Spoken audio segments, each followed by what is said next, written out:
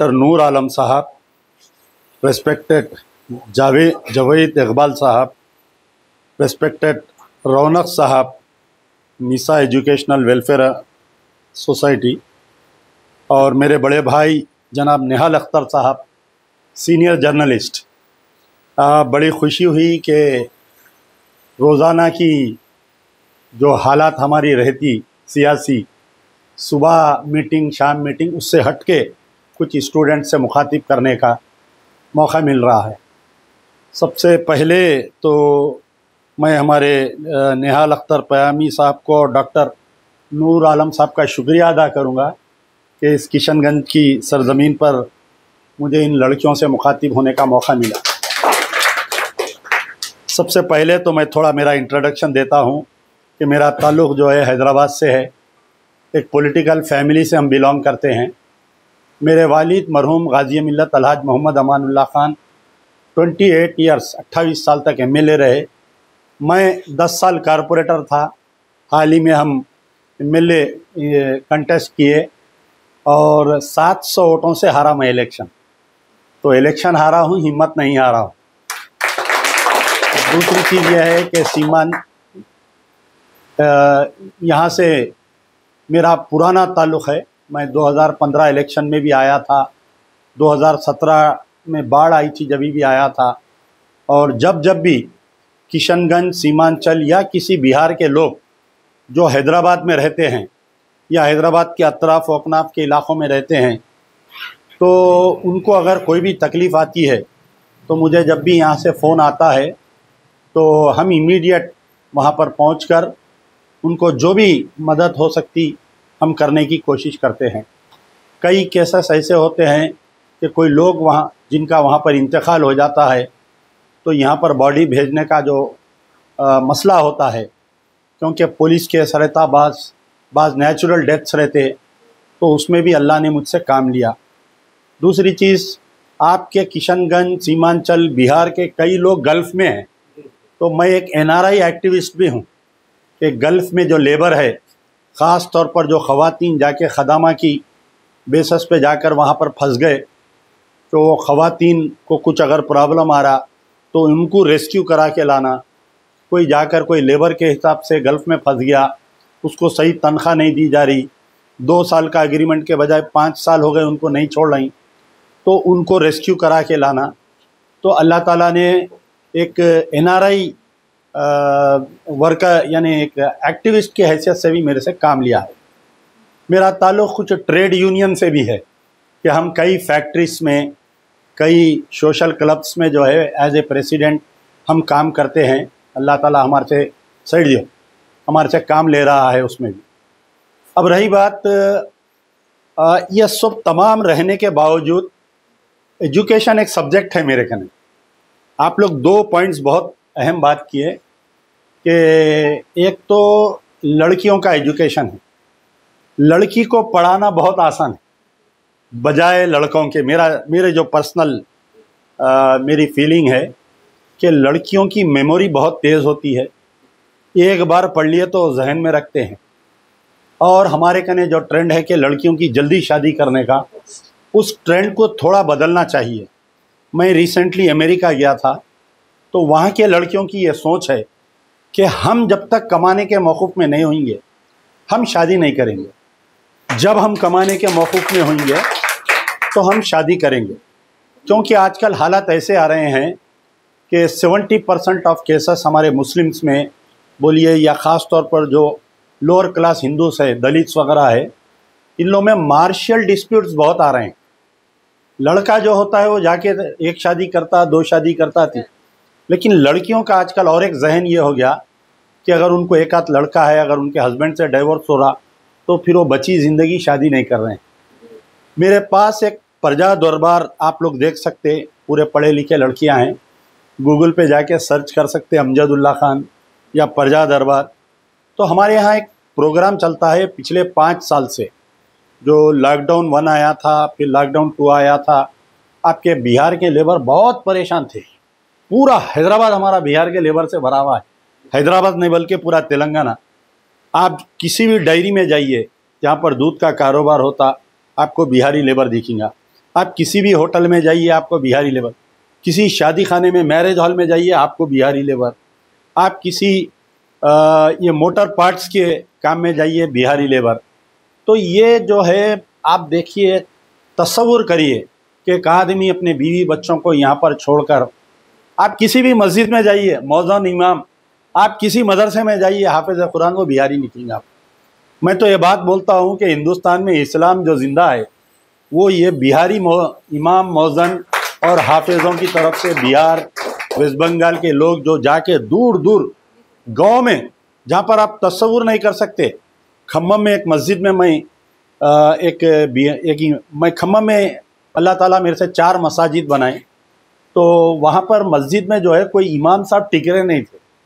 तो बाद में हम वजूहात मालूम किए कि क्यों इस मस्जिद में इमाम साहब क्यों नहीं टिक रहे, तो मालूम हुआ कि उनको रहने के लिए कमरा नहीं था। तो फिर हम बाजू का घर बिक रहा था, उसको लेके घर बनाए, मदरसा बनाए। तो यहीं किशनगंज के एक मौलवी साहब वहाँ पर पिछले 4 साल से है। तो अब उनकी तनख्वाह, मैं पूछा मौलवी साहब क्या तनख्वाह है? आप देखिए, हम जो है किसी शादी में जाते, आर्केस्ट्रा में 10,000 रुपये लुटाते, हम कहीं तफरी को जाते हम 10,000 रुपये लुटाते। लेकिन जो हमको अरबी तालीम दे रहा, जो हमको नमाज़ पढ़ा रहा, हमारे बच्चों को मुसलमान बना रहा, उन्हें जो हम मर गए तो हमारी जनाजा नमाज़ पढ़ा रहा, उसको पैसे देने के लिए हम जेब में हाथ डालते नहीं। तो मैं किसी भी मस्जिद में नमाज़ पढ़ता हूँ, यहाँ पर भी किशनगंज के 2-3 मस्जिदों में जाने का इत्तेफाक हुआ। मैं खामोशी से इमाम साहब से पूछता हूँ आपकी तनख्वाह क्या है, मौज़न साहब से पूछता हूँ आपकी तनख्वाह। दूसरा जो है टीचर जो होता है, ये 2-3 पेशे ऐसे हैं we should respect every time. एक मौज़न इमाम का एक पेशा है, एक टीचर का पेशा है, एक डॉक्टर का पेशा है। टीचरों की भी सैलरी बहुत कमज़ोर रहती, यानी एक बाप जो है अपने 3-4 बच्चों में इतना परेशान रहता, माँ जो है 3-4 बच्चों में, एक टीचर और एक लेक्चरर जो है 60-70 बच्चों को कैसा संभालता होगा, सोचिए आप। तो बहरहाल एजुकेशन के मामले में वहाँ पर हमारे हैदराबाद में कई आपके बिहारी लोग हैं, अगर वो लोग फ़ीस नहीं दे सकते तो हमारे प्रजा दरबार से रुजू होते वो लोग। प्रजा दरबार का कॉन्सेप्ट क्या है समझिए आप, पैसे महीने देता हूँ। अभी हमारे फाजिल मुखर्रिर बोल रहे थे कि अमजदुल्ला खान ने ये किया, अमजदुल्ला खान कुछ नहीं करता। अमजदुल्ला खान बिल्कुल एक छोटा कंकर के हिसाब से डेमोक्रेसी में। अमजदुल्ला खान जो है, अल्लाह ताला अमजदुल्ला खान से काम ले रहा है, ये मेरी खुशकिस्मती है। वरना तो इस दुनिया में ऐसे ऐसे अल्लाह के बंदे हैं जो, तो हमारा जो प्रजा दरबार का कॉन्सेप्ट है, क्योंकि मैं लड़कियों से मुखातिब हूँ इसलिए बता रहा हूँ कि मेरे पास कई केसेस आते, तो वो लोग अपनी परेशानी बयान करते। अगर हम उनका वीडियो बना सकते तो हम उनका वीडियो बनाते। अगर कुछ लोग एतराज़ करते कि भाई हम वीडियो में नहीं आना चाह रहे हैं, तो हम उनसे फ़ोन पे बात करके उनकी वॉइस रिकॉर्ड करते। बास लोग ये बोलते कि भाई हम वॉइस रिकॉर्डिंग भी नहीं कर सकते, तो हम उनकी गुमनाम अपील डाल के उनका अकाउंट नंबर डालते। अब जैसा कोई सर्जरी के लिए आते, उनकी सर्जरी रहती, तो हम फर्स्ट प्रेफरेंस करते गवर्नमेंट हॉस्पिटल में हम सर्जरी करवाने का, क्योंकि गवर्नमेंट हॉस्पिटल में फ्री में होता। हम जाके डराए दादागिरी करें तो वो इलाज जल्दी हो जाता हो। अगर कुछ ऐसे इलाज रहते कि जो गवर्नमेंट हॉस्पिटल में नहीं हो रहा, तो प्राइवेट हॉस्पिटल में जिसको 1 लाख 2 लाख 3 लाख रुपए लगते, हम उनके अकाउंट में जमा करते पैसे। फिर जमा करके हम ये देखते कि वो पैसे उन्होंने ऑपरेशन के लिए ही यूज़ करना, दूसरों के लिए यूज़ नहीं करना। फिर उसके बाद में ये होता कि इसमें जो है हमारे प्रजा दरबार में एक सब्जेक्ट है अबैंडन्ड वुमन। अब आप लोग हैरत करेंगे कि भाई ये क्या सब्जेक्ट है, हम आज तक नहीं सुने। अबैंडन्ड वुमन, आप देखिए इसमें यह है कि आज हमारे लोगों में इतनी जाहिलत बढ़ गई है कि अगर कोई इख्तिलाफात हो रहा है तो शौहर जो है बीवी को ना तलाक दे रहा, ना खुला पेपर पे साइन कर रहा, उसको अटका के लटका दिया, इन्हें जाके दूसरी शादी कर ले रहा। तो मेरे पास जब ख़वातीन आके रोते, 5-5 साल हो रहा साहब हमारे को तलाक नहीं दे रहा, हमारे खुला के पेपरों पे साइन नहीं कर रहा, ना खुला दे रहा, ना तलाक दे रहा, ना खुरा दे रहा। इस्लामी एतबार से अगर आप बीवी से दूर है तो उसके बीवी बच्चों का आप खर्चा देना ज़रूरी है, वो भी नहीं दे रहा। अब ये बेचारी कैसा पलेंगी? जिसके माँ बाप नहीं हो उसको कौन देखेंगे? जिसके भाइयों के शादियाँ हो गए उसको कौन देखेंगे?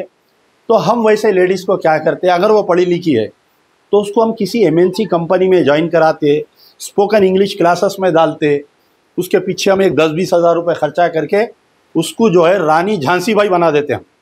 उसके बाद में हम ये करते हैं, क्योंकि MNC कंपनी में जॉब करना तो लैपटॉप की ज़रूरी है, हम उसको एक लैपटॉप हम नहीं दिलाते, हम अपील करते कि हम एक लेडी को ट्रेन किए हैं, उसका ये अकाउंट नंबर है, ये आप जो भी इसकी मदद करना चाह रहे हैं लड़की की, आप इसके अकाउंट में 48,000 रुपीज़ में एक लैपटॉप आता, एक लैपटॉप, एक प्रिंटर, अगर उसका ने स्मार्टफोन नहीं है तो एक स्मार्टफोन हम दिला के उसको वर्क फ्रॉम होम करवा देते। जो अनपढ़ है हम उनको थोड़ा बहुत, जैसा मैथ्स आना, थोड़ा बहुत स्पोकन इंग्लिश क्लासेस में उसको ज्वाइन करा के उसको हम जो है मेहंदी डिज़ाइनिंग, ब्यूटिशियन, अगर उन्हें टेलर बनना चाह रही तो टेलर, आम टेलर नहीं, डिज़ाइनिंग वाला टेलर, और उसकी एक 40,000 रुपये की मशीन होती, जुग्गी मशीन जिसको बोलते हैं। फिर हम लिखते हैं कि भाई हम ये एक लेडी को ट्रेनिंग दिए हैं, उसको एक जुग्गी मशीन होना, उसको 40,000 रुपीज़ होना। तो अब आप ये बोलिए कि भाई उसको 40,000 से बढ़ के भी आ सकते, कम भी आ सकते। हम ट्रैक करते हैं डेली उसको कितने पैसे आ रहे हैं, जहाँ से 40,000 होते हम उसका निकाल देते, पोस्ट शुक्रिया अदा कर देते। फिर हम चेक करते, वो मशीन बेचना नहीं उन्हें, अगर कल के दिन कुछ परेशानी आ रही तो बेचना नहीं, हम बोलते अम्मा आप हमारे बोलो फिर से कोई परेशानी है, कोई बच्चा बीमार हो जा रहा। तो ये लॉकडाउन के बाद से जो सिलसिला चालू हुआ, आज अल्लाह के फजल से कई यंग विडोज़ जो हम जिनको महीना 5,000 से 25,000 तक हम देते हैं, हम नहीं देते बल्कि डोनर्स देते हैं।